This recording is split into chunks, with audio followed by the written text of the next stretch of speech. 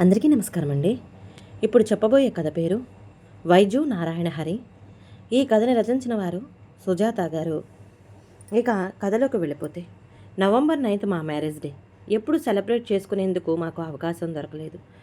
ఎప్పుడు మేము అంతగా సెలబ్రేట్ చేసుకోనేలేదు. 1998వ సంవత్సరం నవంబర్ 9న అప్పటికి మేము వేరుగా కాపురం వచ్చేసాం.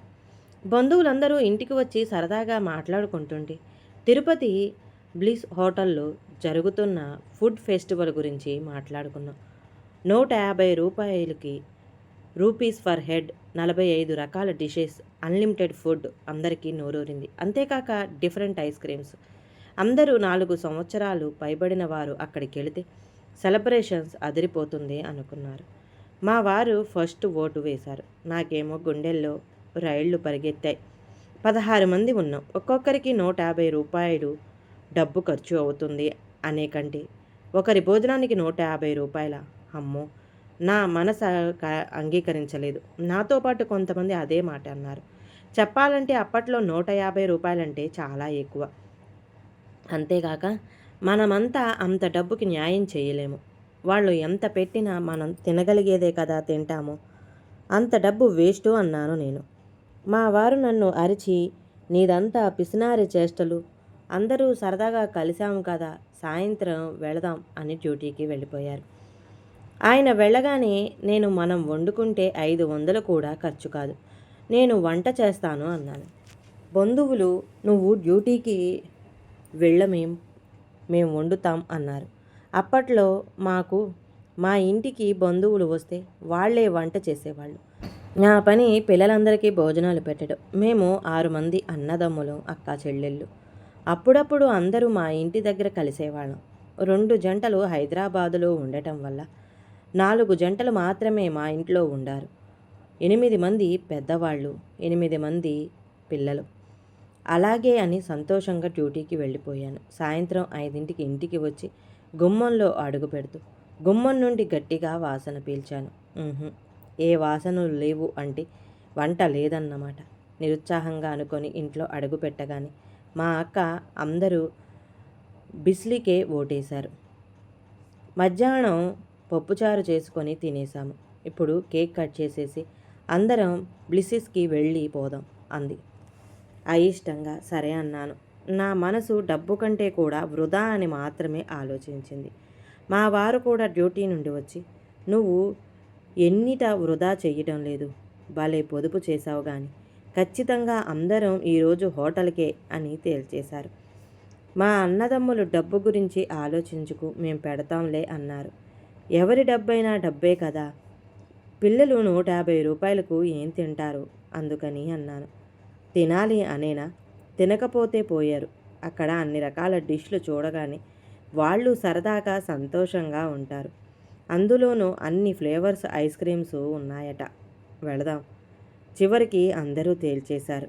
అప్పట్లో నేను 2 సీరియల్స్ చూసేదాన్ని. అవి గుప్పెడు మనసు రహస్యం సీరియల్. తమిళంలో మర్మదేశం అనే పేరుతో వస్తుంది. తమిళంలో తెలుగు కన్నా 2 ఎపిసోడ్స్ ముందుగానే ఉండేది. రహస్యం చాలా సస్పెన్స్తో కూడుకున్న సీరియల్. అందుకని నేను తమిళంలో చూసి కథ తెలుసుకొని మళ్ళీ తెలుగులో చూసేదాన్ని. ఒకవైపు సీరియల్స్ కూడా నన్ను వెనక్కి లాగుతున్నాయి.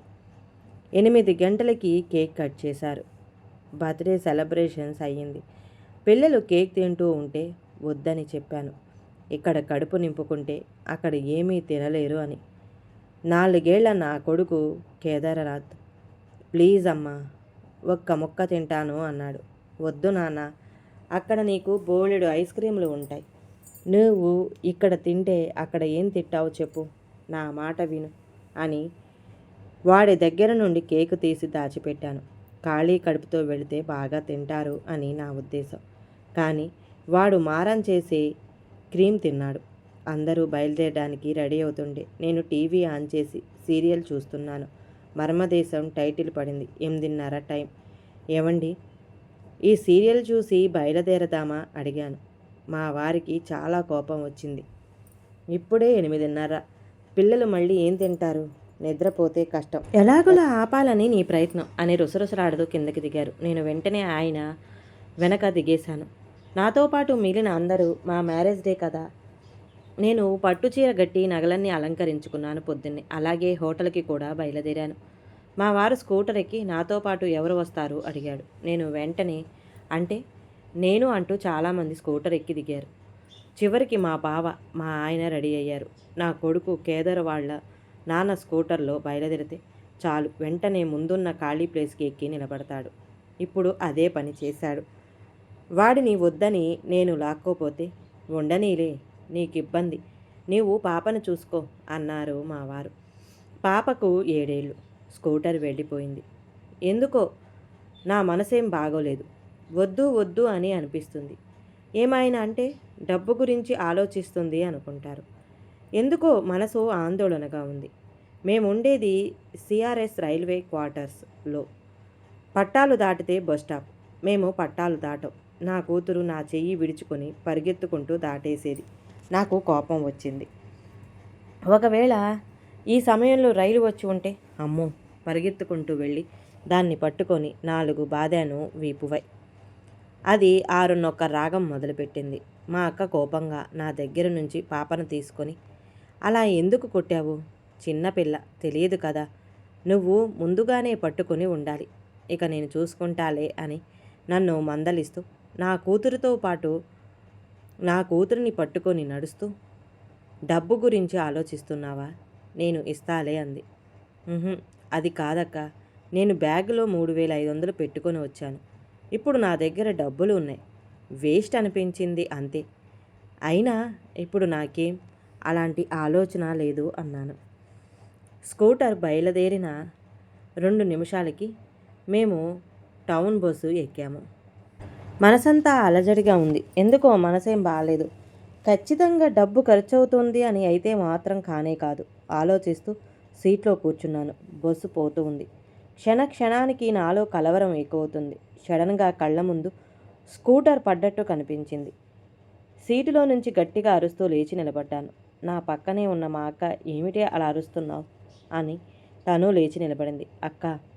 అక్క, మా ఆయన స్కూటర్కి యాక్సిడెంట్ అయ్యింది అన్నాను. నీకెలా తెలుసు, నువ్వు చూసావా అడిగింది. ఏంటో అక్క, నాకు అనిపించింది అని కంగారుగా డ్రైవర్ని బస్సు ఆపమన్నాను.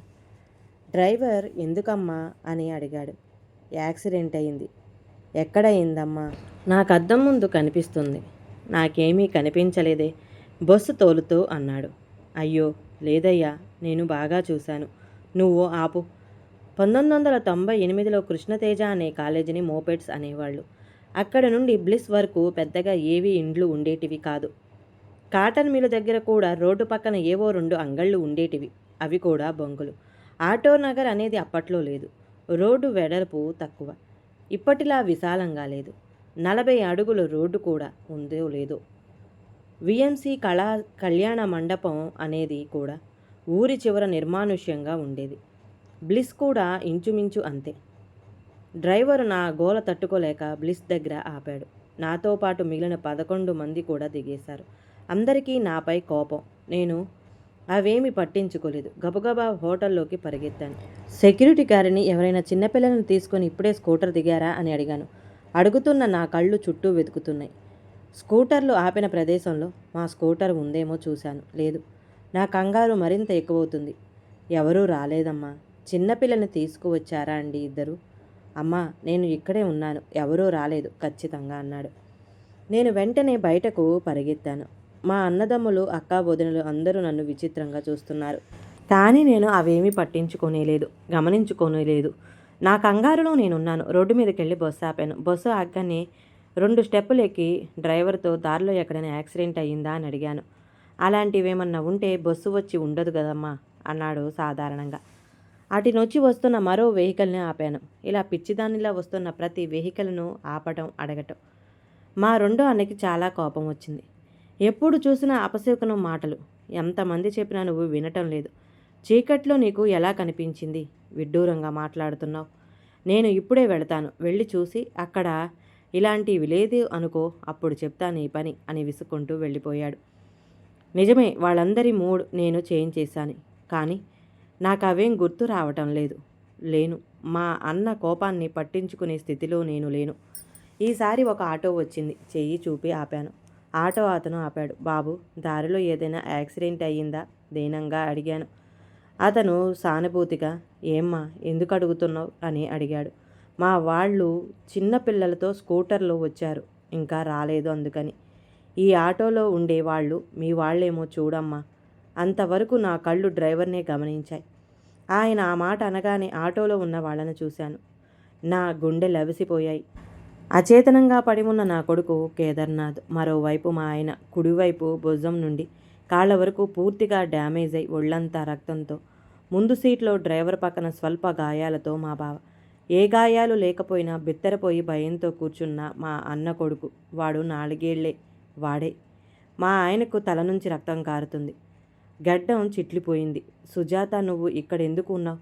నేను ఆటోలో ఎందుకు ఉన్నాను అన్నాడు. మనసులో ఈయనకి మతి చెలించింది అనిపించింది.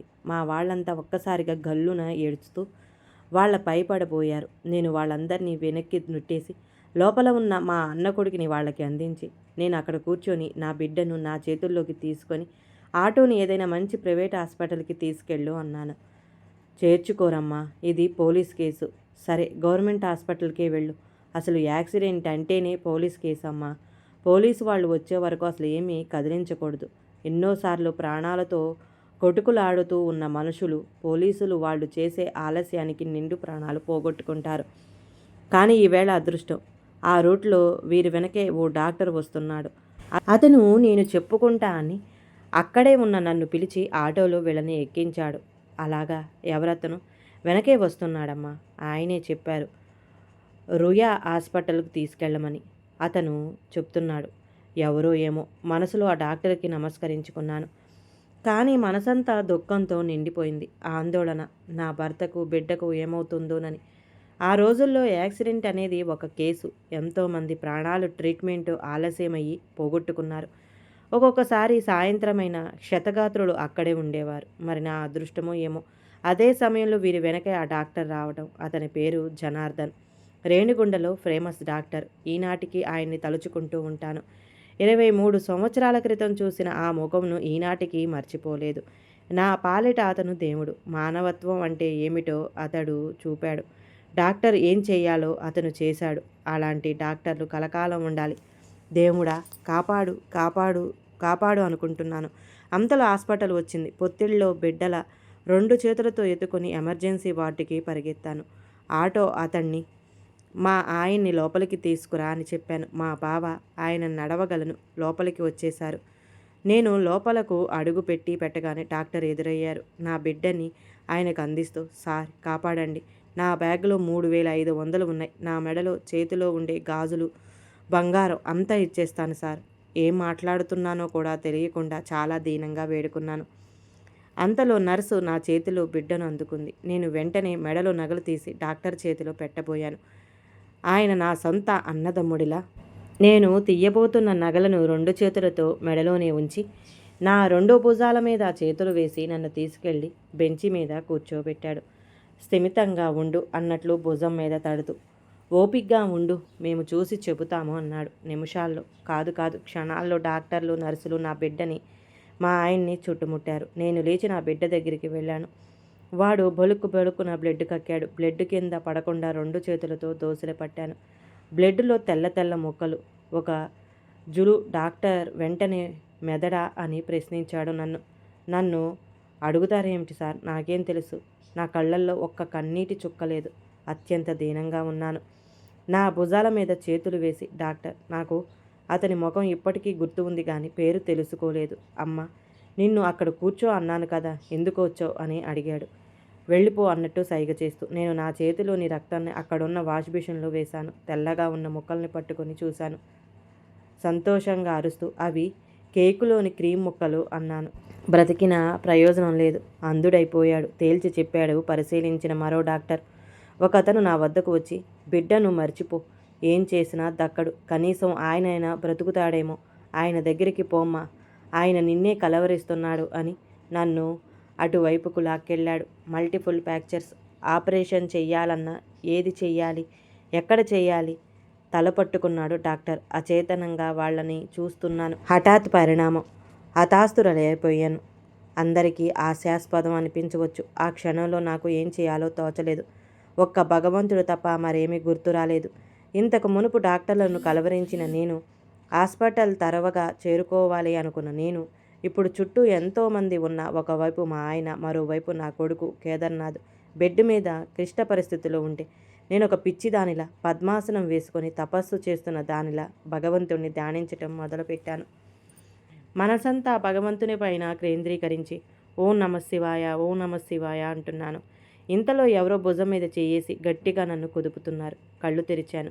ఏమ్మా, యాక్సిడెంటు ఎన్ని గంటలకు జరిగింది అని అడిగారు. ఏమో అన్నట్టు చేతులు తిప్పాను. నేను ఈనాడు విలేకరిని. ఇక్కడ ఇన్ఫర్మేషన్ ఇచ్చేందుకు మీరు తప్ప ఎవరూ లేరు. కాస్త గుర్తు తెచ్చుకొని చెప్పమ్మా అని అడిగాడు. ఇప్పుడు టైం ఎంత అని అడిగాను. రాత్రి 8:45. నాకేమీ అర్థం కావడం లేదు సార్. ఏది నిజమో అబద్ధమో. మేము ఇంటి వద్ద 8:30కి మర్మదేశం సీరియల్ టైటిల్ పడినాక బయలుదేరాం అయోమయంగా అన్నాను. అతను కొన్ని వివరాలు అడిగి రాసుకొని వెళ్ళిపోయాడు. ఆయన పని అయిపోయింది. నా కుటుంబం అంతా హాస్పిటల్ చేరుకుంది. సుజాత, పాపం భాస్కర్ పిలుస్తున్నాడు, రా తొందరగా. నేను మా వారి దగ్గరికి వెళ్ళాను. చుట్టూ డాక్టర్లు, నర్సులు ఆయన శరీరాన్ని క్లీన్ చేస్తూ డ్రెస్సింగ్ చేస్తున్నారు. మోకాలి వద్ద మోచేతి చిప్పంతా పగిలిపోయింది అంటూ స్కెల్ లాంటి బద్దతో ఇసుకను ఎముకలను బయటికి లాగుతూ, ఏం గుద్దిందమ్మా, మరి ఇంతగా నుజ్జయ్యారు అడుగుతున్నాడు డ్రెస్సింగ్ చేస్తూ. మా ఆయన, సుజాత, కేదార్ ఎక్కడా, వాడికేమైంది, ఎలా ఉన్నాడు అడుగుతున్నాడు. ఆయన శరీరంలో ప్రతి ఒక్క చోట దెబ్బలు, కానీ ఆయన అరవటం లేదు, ఏడవటం లేదు, నొప్పి అనటం లేదు. దానికి కారణం, పెద్ద దెబ్బలు తగిలినప్పుడు మన శరీరానికి నొప్పి తెలియదట. నేను అంతే. నా మనసు గాయపడింది. ఏడవటం లేదు. ఆయన ముందే బెంచీలో అచేతనంగా పడుకున్నాను. మా బిడ్డ కేదార్. కానీ ఆయనకు అవి ఏమీ తెలియడం లేదు. నన్నే కలవరిస్తూ నన్ను అడుగుతున్నాడు. ఎలా చెప్పను? ఏమో. కేదార్ బాగున్నాడు, మా అక్క దగ్గర ఉన్నాడు, నేను నీ వద్దకు వచ్చాను అన్నాను. ఒకసారి తీసుకురావా, వాడిని ఒకసారి చూస్తాను అని అడిగాడు. ఆయన డ్రెస్సింగ్ పూర్తయింది. సినిమాల్లో కామెడీ యాక్టర్ను చూపించిన తలపై గెడ్డంకి తగిన దెబ్బలకి తల చుట్టూ బ్యాండేజ్ వేశారు. కుడివైపు భుజం నుండి పాదం వరకు బ్యాండేజ్, చుట్టూరా ఎడమవైపు ముంజేతి నుండి బ్యాండేజ్ చుట్టారు. వాడు నిన్ను ఈ అవతారంతో చూస్తే భయపడతాడు, నేను తీసుకురాను అన్నాను. ఆ ధైర్యం ఎక్కడి నుండి వచ్చిందో ఏమో. సరే, అట్లయితే వద్దులే, వాడు బాగుంటే చాలు నాకు, మా ఆయన తృప్తిగా అన్నాడు. మా వారికి ఆపరేషన్ చేయడం కుదరదట. ఎందుకంటే బాడీ నుంచి కనెక్టివిటీ దెబ్బతింటుందట. అందుకని శరీర భాగాలని దగ్గరికి చేసి కుట్టి అలాగే పెట్టి కట్టేశారు. ఇప్పుడు ఏం చెప్పలేము అని దెబ్బలు తట్టుకొని బ్రతికితే అప్పుడు కూడా నడవచ్చు, నడవలేకపోవచ్చు. డాక్టర్ నన్ను పిలిచి అన్నారు. బిడ్డ దగ్గరికి వచ్చాను. ఇక వాడు లేడమ్మా, కొన ఊపిరి అంతే అన్నారు ఒక డాక్టర్. వాడిని 2 చేతులతో ఎత్తుకొని భద్రంగా దగ్గరికి తీసుకొని, కేదార్, నన్ను వదిలిపెట్టి వెళ్ళిపోతావా అని అడిగాను. అన్నాడు. సార్, వీడు మాట్లాడుతున్నాడు అన్నాను నేను ఆనందంగా. ఎందుకంటే వాడు అంతకు మునుపు వరకు వాడికి ఇష్టమైన పాట, ఎప్పుడు నోట్లో పాడుకునే పాట ఆంటీ కూతురా హలో అప్సరా, ఆ పాట పాడుకునేటప్పుడు యాక్సిడెంట్ జరిగిందేమో. ఆ మాట తప్ప ఇంకేం మాట వాడి నోట్లో నుంచి రాలేదు. అందుకని డాక్టర్ నా మాట నమ్మలేదు. తలకు తగిలిన దెబ్బ, అందులోనూ సామాన్యమైనది కాదు. గొడ్డలితో నరికినట్టుగా కట్టి దగ్గర నుంచి తల పైభాగం వరకు చీలింది. డాక్టర్లు పెదవులు విరిచేశారు. సార్, ఎంత డబ్బైనా ఖర్చు పెడతా. వారిని బ్రతిమిలాడాను. ఇక్కడ డబ్బులతో పని లేదమ్మా, ఇది ప్రభుత్వ ఆసుపత్రి. బిడ్డను అక్కున చేర్చుకొని నన్ను వదిలిపెట్టి పోకరా, నీకేం కావాలన్నా తీసిస్తాను. అమ్మ కోసం నాతో ఉండవా అడిగాను వాణ్ణి. ఉంటానమ్మా అన్నాడు మూలుగుతూ. సార్, వీడు మాట్లాడుతున్నారు సార్. మళ్ళీ వెళ్ళాను డాక్టర్ దగ్గరికి. డాక్టర్లకు ఇలాంటి కేసులు ఎన్నో, అన్ని ఎమర్జెన్సీ కేసులు, అందులోనూ రాత్రి. ఓపిగ్గా చూస్తున్నారు. కేసులు వస్తూనే ఉన్నాయి. ఇదొక ప్రపంచం, నాకు తెలియని ప్రపంచం. నాతో పాటు అక్కడున్న అందరూ దుఃఖిస్తున్నారు వాళ్ళ కోసం. కాకపోతే వాళ్ళు పైకి బావురుమంటున్నారు. నేను మనసులో రోధిస్తున్నాను. నా తపన చూసి ఇదివరకు నా భుజంపై చేతులు వేసిన డాక్టర్ నా మాటలు నమ్మి మద్రాసుకు తీసుకెళ్లగలరా అని అడిగాడు. వెంటనే తలూపాను. నువ్వు ఆయనకు భార్యవు, ఈ బిడ్డకు తల్లివి. ఇద్దరూ నిన్నే కోరుకుంటున్నారు. ఆలోచించుకో సలహా ఇచ్చాడు డాక్టర్. పర్లేదు సార్, మా ఆయన్ని మా బంధువులు చూసుకుంటారు. కానీ అంబులెన్స్తో నాతో పాటు ఒక డాక్టర్ని కూడా పంపండి ప్లీజ్, నేను పే చేస్తాను అన్నాను దీనంగా. అంత ఎమర్జెన్సీలోనూ డాక్టర్స్ నాతో ఓపికగా మాట్లాడుతున్నారు. మరో డాక్టర్ దగ్గరికి వచ్చి, స్విమ్స్కు తీసుకెళ్ళమ్మా, అక్కడ కూడా మంచి డాక్టర్స్ ఉన్నారు అన్నారు. డాక్టర్ల సహాయంతో అంబులెన్స్లో స్విమ్స్ హాస్పిటల్కి వచ్చాము. రాత్రంతా టెస్టులు, స్కానులు, ఐసీయూలో చేర్చుకున్నారు. కానీ ఏమీ చెప్పలేదు. నాతో మాట్లాడటం లేదు. ఇప్పుడు అక్కడ డాక్టర్స్ మా బంధువులను పిలిచి వాళ్లతో మాట్లాడుతున్నారు. అదేమిటంటే ఆమె గుడ్డిగా నమ్ముతుంది కొడుకు మాట్లాడుతున్నాడని. తలకు చిన్న దెబ్బ తగిలితేనే ఏం జరుగుతుందో చెప్పలేం. ఆ అబ్బాయికి కుడివైపు నుదుటి దగ్గర నుంచి 3 ఇంచెస్ రేడియస్లో తల ఎముకలు ముక్కలు ముక్కలై పోయింది. ఆల్రెడీ హాఫ్ కిట్ నరు కట్ అయిపోయింది. అతని కళ్ళు వస్తాయో రావో కూడా చెప్పలేం. పైగా గుడ్డివాడిగా మతిలేనివాడిగా బ్రతికే కంటే చనిపోవడం మేలు. నెమ్మదిగా ఆ విషయం ఆమెకు తెలియచేయండి. ఇది దాని సారాంశం. ఏ ఆపరేషన్ చేయలేదు. సెలెన్పై 2 రోజులు బ్రతికాడు. బంధువులందరూ తోడుగా ఉన్నారు. బిడ్డ దగ్గర మేము ఉంటాము. నువ్వు మీ ఆయన దగ్గరికి వెళ్ళు అని మా ఆయన దగ్గరికి తీసుకెళ్లారు. రూయాలో ఆయన, స్విమ్స్లో కుమారుడు. 2 హాస్పిటల్స్ పక్కపక్కనే. ఇద్దరికీ నేనే కావాలి. మా ఆయనకు కొడుకు గురించి తెలియదు. ఇక తప్పదు. వివరాలు ఏం చెప్పక కేదార్ కూడా స్విమ్స్ హాస్పిటల్లో ఉన్నాడు అని చెప్పాను. మౌనంగా విన్నాడు. ఆయనకి పరిస్థితి అర్థమైనట్టుంది. ఒక్కసారిగా జీవితం తలకిందులైంది. ఊహించని అగాధంలో పడిపోయాము. 12వ తేదీ సాయంత్రం రౌండ్స్కి కొత్త డాక్టర్ వచ్చాడు. పేరు రవికుమార్. ఆయన కేదార్ని చూసి ఎప్పుడు జరిగింది అడిగాడు. 3 రోజులైంది సార్ అన్నాను. 3 రోజులైందా? మరెందుకు ఇంకా ఆపరేషన్ చేయలేదు? నా వైపు, అసిస్టెంట్గా ఉన్న జూనియర్ డాక్టర్ వైపు మార్చి మార్చి చూస్తూ ప్రశ్నించాడు. ఆపరేషన్ చేసినా ప్రయోజనం ఉండదని చేయలేదు. అసిస్టెంట్ డాక్టర్ మౌనంగా ఉండటంతో నేను జవాబు చెప్పాను. ఎందుకని? కేసు స్టడీ చూస్తూ అడిగాడు. అబ్బాయి నాతో మాట్లాడుతున్నారు సార్, కానీ డాక్టర్స్ అడిగితే జవాబు చెప్పడం లేదు. ఆయన వెంటనే ఆపరేషన్కి రెడీ చేయమన్నారు. సార్, మీకు రాత్రి 1:30 వరకు ఆపరేషన్స్ ఉన్నాయి. పర్లేదు, నెక్స్ట్ ఈ కేసుని రెడీ చేయండి అని అక్కడి నుండి వెళ్ళిపోయారు. నా స్టూడెంట్ ఒకడు అక్కడ ల్యాబ్ టెక్నీషియన్గా ఉన్నాడు. నా కష్టం చూసి నాకు తోడుగా ఉన్నాడు. అక్కడ నా కోసమే ఉండి వెంటనే విషయాలు నాకు తెలియజేశాడు. మెడికల్ హిస్టరీలోనే మిరాకిలట. మెదడు ఏమాత్రం చెక్కు చెదరలేదట. సార్, పాపం వచ్చినప్పటి నుంచి ఆపరేషన్ చేస్తూనే ఉన్నారు ఆయన. మేడం మళ్ళీ మీ కేసు టేకప్ చేశారు. ఆపరేషన్ పూర్తయింది. మీరు వెళ్ళి అడగండి అని చెప్పాడు. సుమారు ఉదయం 4 గంటలు అవుతుంది. తెల్లవారుజాము వరకు ఆపరేషన్ చేసిన డాక్టర్ను మళ్ళీ వెళ్ళి పలకరించాలంటే నాకు కొంచెం బాధగా అనిపించింది. కానీ తెలుసుకోవాలనే ఆతృత ఎక్కువగా ఉంది. ఆయనకు ఎదురు వెళ్ళి గమ్మున నిలబడ్డాను. నన్ను చిరునవ్వుతో చూసి నేను కేవలం డాక్టర్ను, దేవుణ్ణి కాదు అన్నారు. అది నిజమే కదా. 2 చేతులు జోడించి నమస్కరించి వచ్చేశాను. మళ్ళీ వెనుతిరిగి వెళ్ళి కంటి గురించి అడిగాను. కుడి కన్ను దెబ్బతింది. ఆప్టిక్ నర్వ్ కట్ అయ్యింది. ఇక్కడ డిశ్చార్జ్ అయ్యాక ఏదైనా పెద్ద కంటి హాస్పిటల్కి వెళ్ళండి. ఎడమ కన్ను బాగుంది, అన్నీ చూడగలడు. ఇది క్లాస్మెటిక్ ప్రాబ్లం అన్నారు. కొద్దిగా అసంతృప్తిగా అనిపించింది. ఆపరేషన్ గురించి, కంటి గురించి మా వారితో చెప్పాను. కళ్ళ నీళ్లు పెట్టుకున్నాడు. నేను నా కన్ను ఇస్తాను, బాధపడుకో అని నచ్చ చెప్పాను. మా ఆయనకి ఇంకా ఏ ఆపరేషన్ చేయలేదు. రయా హాస్పిటల్ నిండా క్షతగాత్రులు రోజు జాయిన్ అవుతుంటారు. వెంటనే ఆపరేషన్ అంటే కుదరదు. సిమ్స్ హాస్పిటల్లో ఆర్థో డాక్టర్ లేడు. ఇక మా ఆయన్ని ఎక్కడికైనా తీసుకెళ్ళాలి అనుకున్నాను. అప్పట్లో రయా హాస్పిటల్లో ఆర్థో హెడ్ డాక్టర్ విద్యాసాగర్ మంచి స్పెషలిస్ట్. ఆయన ఏమైనా ప్రైవేట్ క్లినిక్ పెట్టుకొని ఉంటే ప్రైవేటుగా అయినా చేయించాలి అనుకున్నాను. కానీ ఆయనకు ప్రైవేట్ క్లినిక్ లేదు. మద్రాసు తీసుకెళ్ళాలి అనుకున్నాను. సార్ దగ్గరికి వెళ్ళి మమ్మల్ని డిశ్చార్జ్ చేయండి అని అడిగాను. మీరు చేయమంటే చేసేస్తాను, కానీ ఎక్కడికి వెళ్ళినా 5 లక్షలు పైగా అవుతుంది. మీరు ఇక్కడే ఉంటే నిదానంగానైనా నేను వాళ్ళకంటే బాగా చేస్తాను, ఆలోచించుకొని చెప్పండి అన్నారు. అలా మాట్లాడాల్సిన అవసరం అతనికి లేదు. డిశ్చార్జ్ చేయమంటే చేసేసి వదిలేయవచ్చు, కానీ అలా చెయ్యలేదు. వాస్తవ విషయాన్ని తెలియజేశారు. మా ఆయనకు జరిగిన యాక్సిడెంట్ వల్ల వెంటనే ఆపరేషన్ చేస్తే కనెక్టివిటీ పోతుంది. కండపట్టే వరకు ఆగారు. డిసెంబర్లో ఒక ఆపరేషన్, జనవరిలో ఒక ఆపరేషన్, ఫిబ్రవరిలో ఒక ఆపరేషన్ చేశారు. తర్వాత అన్ని రోజులు హాస్పిటల్లో ఉండటం వల్ల పేషెంట్ దిగులు పెట్టుకుంటాడు. ఇంటికి వెళ్ళి ఒక 2 నెలలు ఆగిరండి, మరో ఆపరేషన్ చేస్తాను అన్నారు మా ఆయన పరిస్థితి గమనించి. అప్పటికే మా ఆయన విసిగిపోయి ఉన్నాడు. మార్పు కోరుకున్నాడు. అన్నీ పెద్ద ఆపరేషన్లు. ఎలా కృతజ్ఞతలు తెలియచెప్పాలో తెలియలేదు. ఏమీ ఆశించే మనిషి కాదు.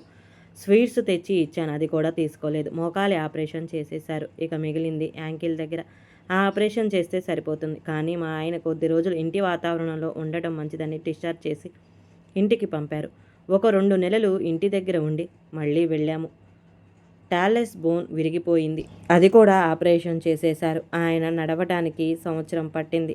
అలా బ్రతుకుతారో లేదో అనుకున్న మా ఆయన్ని, నా బిడ్డను పైసా ఖర్చు లేకుండా ఆపరేషన్ చేసి బ్రతికించారు ప్రభుత్వ డాక్టర్లు. ప్రభుత్వ హాస్పిటల్ అంటే అందరికీ చిన్న చూపు ఉంటుంది. కానీ నాకు గౌరవం.